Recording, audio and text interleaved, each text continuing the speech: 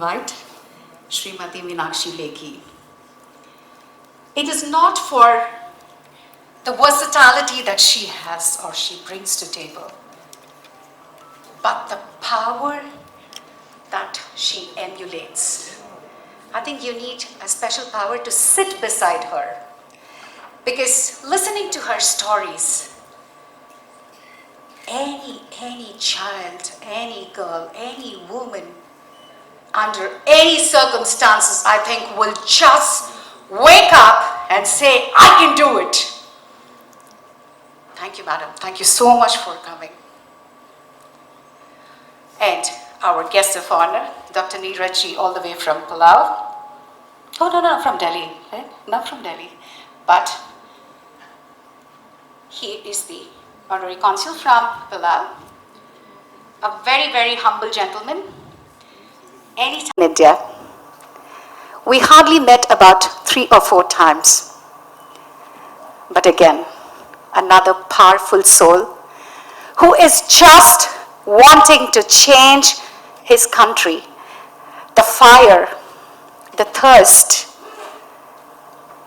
everything emulates. You just have to have a conversation with him. A childish face, but resonates with power. Thank you so much for coming. Mr. Hughes Buttu, always there as a great friend, a phone call away. 2:30 and he is there at 2:29.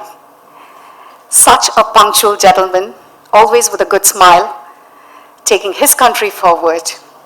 Thank you so much for coming. My dear Anna, everybody says he's the honorary consul of Myanmar, but for me, he is Anna.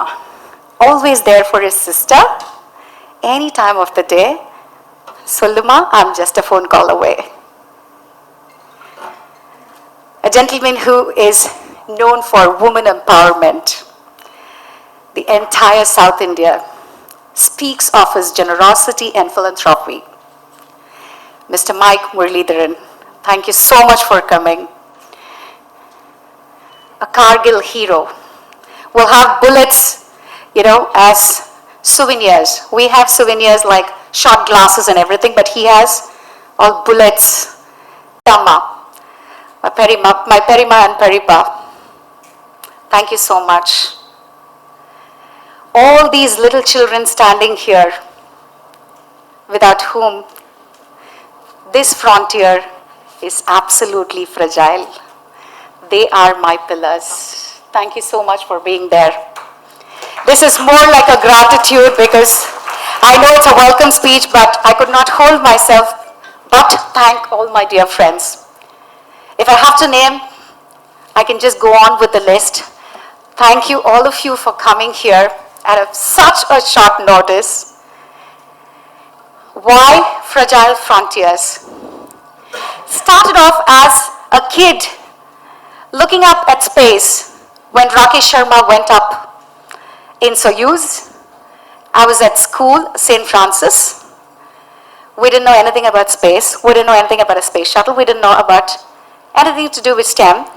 But the day he went up in space, the headlines were fully with Rakesh Sharma. So we took the paper to our science teacher and we said, can anybody go up? Is he God? Teacher, please tell us, teacher. Today, in fact, I had invited my teacher. She's 75 years old from Hyderabad. I desperately want her to be here, but unfortunately, because of her health ailment, she couldn't make it, but off to her. She said, child, I will teach you what is space. People who go there, yes, they are God because they are very humble. When they get to go there in space and look down on Earth, we all are just dots. And in these dots, why are we having our egos, our fights? So you, my students, my children, make a vow that you will be there for anybody who seeks support, who seeks help, any time of the day or night, owing whatever position you are in, so make a promise. So that was a promise we gave our teacher. Reena teacher, here I am standing before whatsoever little that I could do with children. Because space was considered to be an unknown territory that could be there only for the niche, but brought it down to the children from humble backgrounds, built Azadi Sat for the 75th Indian independence, where 750 rural girls from Kashmir to Kanyakumari were a part of the mission. When they stood up at ISRO looking at their satellite go up, they teared up. These 15 years old were to be married otherwise, but today they stand tall with an aspiration, saying, we will become scientists, we will become fighter pilots, we will do something for the country. So we wanted to bridge all this. So when we started thinking it is only for the Indian continent that girls have little access to space, no. When I started calling my sisters around the globe, I felt the same challenges for girl children, for women. So I said, okay, India is known for bridging the gaps. India is known for bringing everybody together. Let's all bring the whole world together because we believe the world is one family, Vasudhaiva Kutumbakam. So why not bring all the girl children as much as possible into this industry, because there's a very, very thin difference between missiles and rockets. So if we are going to have, pardon me, if we are going to have more black jackets in the room, I think it's going to be missiles and wars. If we are going to have these pretty pink jackets and red jackets around, I think we will have rockets for humanity, and that's what the world needs now. So Fragile Frontiers brings everything together. It talks about innovation, it talks about the politics, it talks about the power hungry in this domain. We are not going to be power hungry, but we're going to be giving power to girl children to bring in peace. So with this little note, I wish to thank everybody once again for coming. More so our lioness, Smt.Meenakshi Lekhi, who broke 9 of her ribs and still made it to Mansarovar. I just heard this narrative and I said, boom, God has brought the right person here at the right podium. My father hailed from Madurai, and Meenakshi is the Archie there, that's it. We had the dance performance, which had Meenakshi. So I think Meenakshi plays a lot of good things in my life. Thank you so much. Thank you, everybody, once again. Namaste, vanakkam. Today is a very, very special day and milestone in the journey of space, I can tell you. It is not out of pride, but it is out of absolute humility that I wish to say that India is a country that is bringing every country, about 108 countries, smaller countries, Lesotho, Grenada, Eswatini, all these countries together to build a global vision. It's not a satellite that is going to the moon, but Mission Shakti Sat is a movement to bring girls together in this deep tech industry, because space is fragmented. There is a lot of politics. The big players play, big countries, but we are here where we want to bridge that missiles into absolute rocket to humanity. And that's why this book, Fragile Frontiers, where innovation meets politics and power collides. A very, very important book. And I really thank astronaut Rakesh Sharma, Minister Mazia from Eswatini, Dr. Claire and Shelley Brunswick, and our own Agniputri Tessie Thomas, who have been, with us in this whole journey. Let us take the world together to the moon, make it an icon for global peace and girl power. How long it taken for this? It was almost, the experience is almost about a decade. This book is completely the fragments of whatever has been in around the space industry, in around geopolitics, and a little bit of where I started and what I found and where we are today. So it's taken me almost a year to put this together, and hopefully everybody will love to read this. What is your advice to our students? I am a student myself. I learn every day, every minute from them. We have the strongest power called student power. And I think if we are able to nurture them, space is not the final frontier. We will go beyond that. Thank you. Thank you. Satellite, all-women satellite which we are Mission Shakti Sat. Yes. process going on. Mission Shakti Sat, we are extremely happy to share that 7,000 girl children from 108 countries are already engaged in the curriculum that we've exclusively built with 20 professors and also validated with InSpace, where we have 5 scientists who vet the whole curriculum, and that curriculum is gone to the whole world. So we as Indians are givers.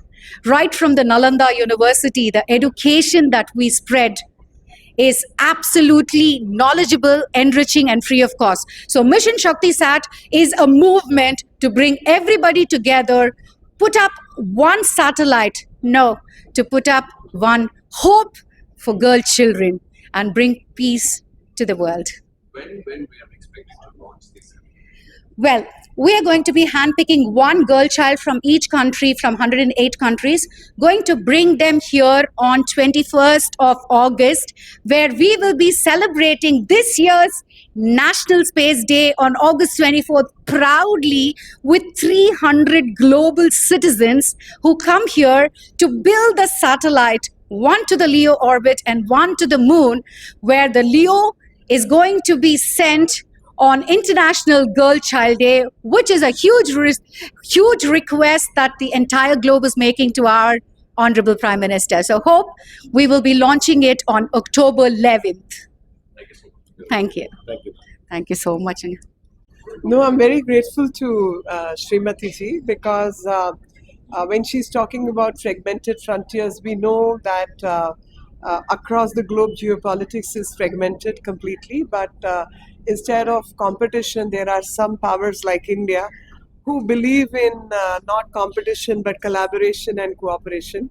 And space is one such area where certain dominance and certain powers have dominated post World War II. And we were comparatively new entrants because of paucity of resources. So we understand it from the point of view of countries of the South, which are aspirational, and from the countries of the North perspective, who are dominating the space. So in spite of having constraints of finance and money, India did make an entry into space and did become a power to reckon with, and did continue to work on compiling and completing its journey in this space, being part of that elite special group only because of its knowledge, only because it was dominated by science and technology, only because our ancestors believed in a civilization which was based on science. So my best wishes to Srimathy ji for having written that book, because it's talking about various political decisions which happen when dealing with space, also about sharing the power, and especially for the global south. On Earth, on planet Earth, most countries belong to global south, and their voices need to be heard, their children need to be given an opportunity. The bright and the geniuses can always come from the places which may not be the most affluent but are the most bright. So we look forward to the girls team, especially because women in technology or women in STEM is something which India takes a lot of pride in. We are very, very good, and we have about 48%, 40, some people say 44%, some say 48% of women who enter science and technology and mathematics. So we are pretty much role models in that sense, and I want more and more girl children across the globe to take part in science and technology and be part of this journey. India remains aspirational for many countries because we did not allow anything to come in our way. No adversity was allowed to come in the way of education or in the way of science. So let science prevail. Let technology make a difference to human life. Let us all collaborate and co-op to work with each other rather than compete all the time. In India, all women satellite. Like, I know, all women satellite, and I can today recall that women like Sunita Williams, women like Kalpana Chawla were also Indians. If given an opportunity, there's nothing that Indian women or men can't do. We are as good as anybody else, and as intelligent, as bright as it takes to crack the codes and the algorithms and write those algorithms, because the word algorithm came from India, the calculus came from India. When people would not believe that Earth is round and it's going around the sun, our scientists, the rishis of the yesteryears, calculated the distance between Earth and the moon and the sun. So a value of pi to trigonometry, we did it, and the binary system.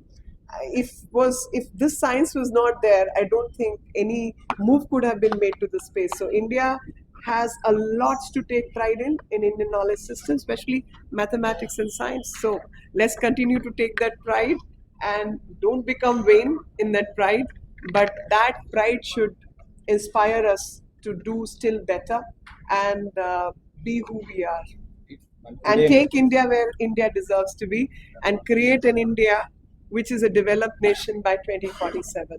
Today, Maharashtra Deputy Chief Minister I'm very sorry about having to learn that incidents. I was still in the flight. My condolences to the family, because it's a very unfortunate accident that took place. Condolences to the family of Shri Ajit Pawarji. and Mamata Banerjee has told us there is no safety. giving rights to go to this flight. She basically said that before joining all of the flights. Like, No political comments, and I don't have to respond to all the wrong people in this planet.